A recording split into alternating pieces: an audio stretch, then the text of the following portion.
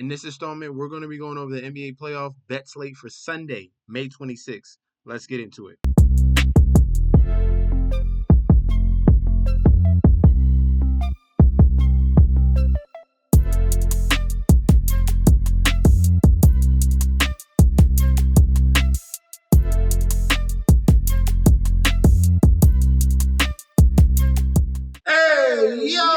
Welcome back to the channel. It's your boy Chef D, and I'm here to bring you the winning ingredients for our May 26th NBA playoff bet slate we got going on. But before we deep dive into that, don't forget to like, comment, and subscribe to the channel. Make sure you follow me on Instagram and Twitter at MetsNetChefD. Don't forget about that TikTok at Chef_D91. And don't forget about that Patreon. Right now, we're at the homepage of the YouTube channel, currently at 5.2 thousand subscribers. This is the road to 10K, and we are well on our way. Thank you guys so much. If you're already subscribed, continue to like and comment. It's very, very important that you guys do that so we can grow to a broader audience, so I can continue to show you and keep producing this free content that we're putting out right now. If you're not subscribed, you guys are absolutely missing out on the community that we're building on YouTube and on Patreon. So I would highly encourage you to smash that like button. If you're already subscribed, to smash that like button. If you're not subscribed, subscribe to the channel right now. It would be much, much appreciated. For the play of the yesterday, we are still waiting on that game to finish right now. So far, the Pacers are up 14 points right now. Very surprising here. I gave out the plus 6.5 here, so hopefully they can hold on to that, and we'll definitely cash in. All right, I don't want to jinx anything, just let you guys know what it is right now currently. All right, now for the Patreon, this is what I highly encourage you to join. This was our community parlay that I gave out for Saturday early. Detroit Tigers, San Francisco Giants, plus 1.5 in the Baltimore Orioles. That was a 3-leg for plus 360. And as you can see, 25 cash for 115. So phenomenal parlay. Everyone got paid on that.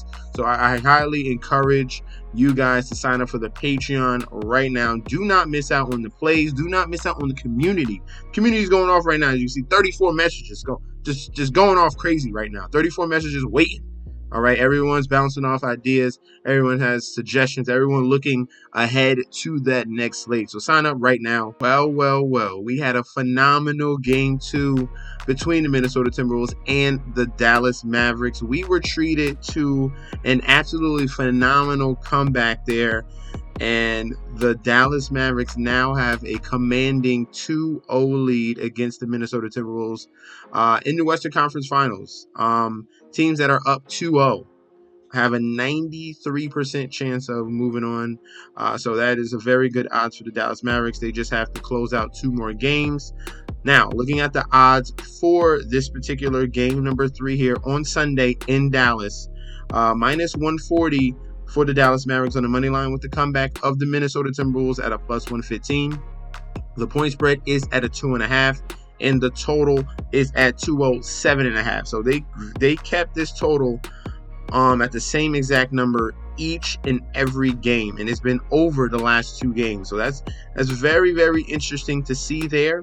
For the public bet percentage here, we have 78% of the bets on the Dallas Mavericks, and you have 53% of the money on the Minnesota Timberwolves. This is a public underdog. It coincides with the point spread because you have 80% of the bets on Minnesota to cover and 88% of the money on Minnesota. So the public is heavily on the Timberwolves side, plus the money coming in on the money line. This is a clear public underdog. I do not go with public underdogs, okay? Especially in the playoffs. It's very, very ugly. Total here is at a 207, 97% of the bets on the over and 98% of the money towards the over as well. For the injury report, Mike Conley was on the injury report in the previous game he played. Same scenario. He's going to be fine for game number 3. And for the Dallas Mavericks, Luka Doncic is on the injury report, but he's been playing through his knee and ankle injuries. He's going to be fine for game number 3 as well.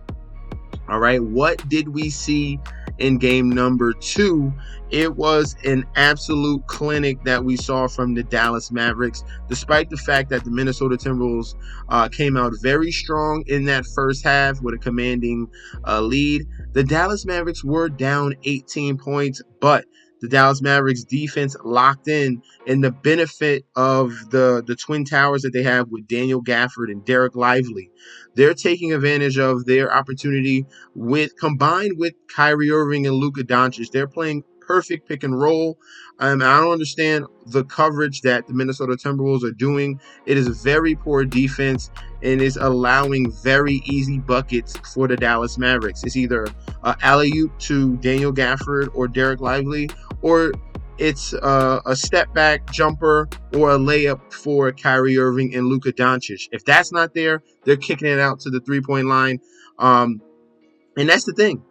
The Dallas Mavericks didn't even have their A game yet. In the previous series, we saw PJ Washington and Derrick Jones come up with big shots. They're not even in a factor, and they're still winning. This has been 2 demoralizing losses from the Minnesota Timberwolves.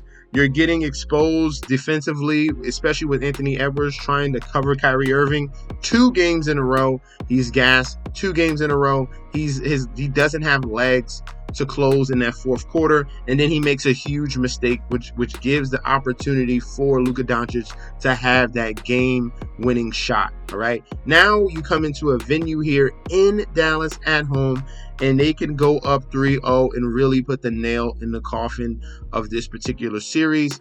And like I said, this is a clear public underdog. I fade those always.